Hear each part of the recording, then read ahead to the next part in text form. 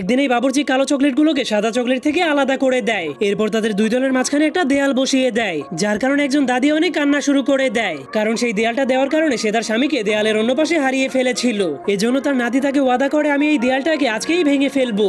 এরপর সে ওই দেয়ালটাকে ভাঙার জন্য একটা কুড়াল দিয়ে দেয়ালটাকে কোপাতে শুরু করে দেয়, যা দেখার পর তার বন্ধুরাও তাকে সাহায্য করার জন্য চলে আসে। কিন্তু সেই দেয়ালটা ভাঙতে গিয়ে তাদের কুড়ালগুলো ভেঙে যাওয়ার পরেও তারা দেয়ালটাকে ভাঙতে পারে না। কিন্তু তখন সে একটা বোর্ডের মধ্যে একটা রুটি বাবার ছবি দেখতে পায়, আর সেখানে লেখা ছিল এই রুটি বাবা দুনিয়ার সব সমস্যাকেই সমাধান করতে পারে। এই জন্য তারা তাকে ডেকে আনার জন্য একটা চিঠি পাঠিয়ে দেয়, যার কারণে পরের দিনে সেই রুটি বাবা তাদের সমস্যাকে সমাধান করার জন্য প্যারাশুট দিয়ে সেখানে চলে আসে। এরপর সে ওই দেয়ালটাকে ভালো মতো পরীক্ষা করার পর গ্রামের সব চকলেটদেরকে সেখানে ডেকে আনে। তখন সেই রুটি বাবার অ্যাসিস্ট্যান্ট গ্রামের সবাইকে একটি করে রং করার ব্রাশ দিয়ে দেয়, আর রুটি বাবা সবাইকে বলে, তোমরা সবাই সাদা দেয়ালটাকে রং করে নষ্ট করে ফেলো। এজন্য তারা সবাই সেই দেয়ালে আজে বাজে রং করতে শুরু করে দেয়। কিন্তু এরপর যখনই সেই বাবুর্চি তার রান্নাঘরে ফিরে আসে, তখন সে দেখতে পায় সেই সাদা দেয়ালটা একদমই নষ্ট হয়ে